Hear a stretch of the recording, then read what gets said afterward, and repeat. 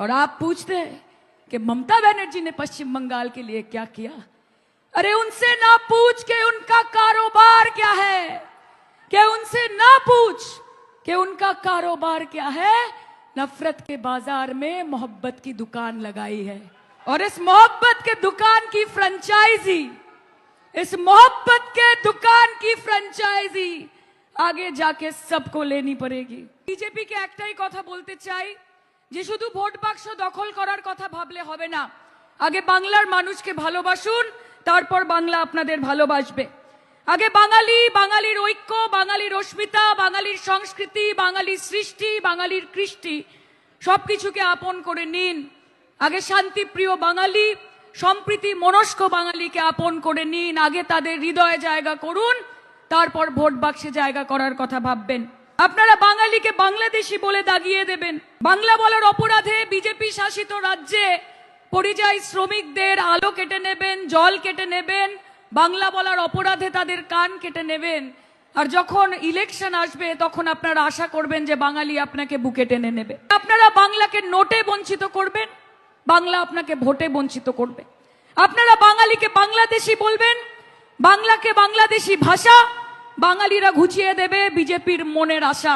মমতা বন্দ্যোপাধ্যায়, অভিষেক বন্দ্যোপাধ্যায়, সর্বভারতীয় তৃণমূল কংগ্রেস তারা শুধুমাত্র পশ্চিমবঙ্গের মানুষের অধিকারের জন্য লড়ছে না, তারা সমগ্র ভারতবর্ষের মানুষের অধিকারের জন্য লড়ছে, তাদের ভোটার অধিকারের জন্য লড়ছে, তাদের জীবন জীবিকার অধিকারের জন্য লড়ছে।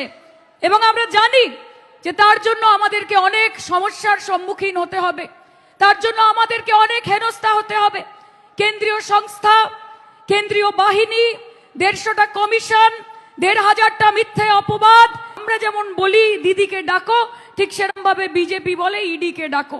যখন ডাকে তখন পায়, সেই জন্য সিবিআই কে চাই। বিজেপির আছে এজেন্সি, কোটি কোটি টাকা, কারি কারি ক্ষমতা, আর আমাদের আছে হাওয়াই চটি, সাদা শাড়ি, একটাই মমতা। এটা তোমার দিবা স্বপ্ন এই বাংলায় জেতা। আমাদের আছে অভিষেক ও নেতার মতো নেতা। শোন, বাংলার মানুষ জানে কোন বিজেপির এমপি, এমএলএ, কোন নেতা, কোন মন্ত্রী বাংলার মানুষের অধিকারের জন্য লড়ছে না। তারা শুধু ভোটের সময় ভোট পাখি হয়ে আসছে, নির্বাচনের সময় ডেলি প্যাসেঞ্জারি করছে, কখনো প্রাইভেট জেটে আসছে, কখনো হেলিকপ্টারে আসছে, এসে হিন্দু মুসলমান করছে, বাংলা বাংলাদেশি করছে, মমতাদিকে কুৎসা করছে, সরকারকে আনস্টেবল করার চেষ্টা করছে, মানুষকে একটার পর একটা মিথ্যে প্রতিশ্রুতি দিচ্ছে। 4-5 দিন ধরে পশ্চিমবঙ্গে ঘুরছে, কখনো প্রিন্সেপ ঘাট, কখনো ভিক্টোরিয়া মেমোরিয়াল, কখনো ইকো পার্ক, আর তারপর রসগুল্লার মিষ্টি দই খেয়ে দিল্লি ফেরত চলে যাচ্ছে। আর আপনারা বলছেন তৃণমূল কংগ্রেস 14 বছরে পশ্চিমবঙ্গের মানুষের জন্য কি করেছেন। আরে মোদিজি, আগে আপনি হিসাব দিন যে বিগত 11 বছরে ভারতবর্ষের মানুষের জন্য এই বিজেপির সরকার কি করেছে। 11 বছরে এই দেশের democracy, secularism, freedom of speech सबकी धजिया उड़ा दिया आपकी सरकार ने। গণতন্ত্রের 4 স্তম্ভ উড়িয়ে দিয়েছেন। বেকারত্ব আটকাতে পারেননি, দারিদ্রতা আটকাতে পারেননি, মুদ্রাস্ফীতি আটকাতে পারেননি, মা বোনেদের ধর্ষণ আটকাতে পারেননি, কৃষকের আত্মহত্যা আটকাতে পারেননি। আর আপনারা বলছেন মমতা বন্দ্যোপাধ্যায় পশ্চিমবঙ্গের জন্য কি করেছে।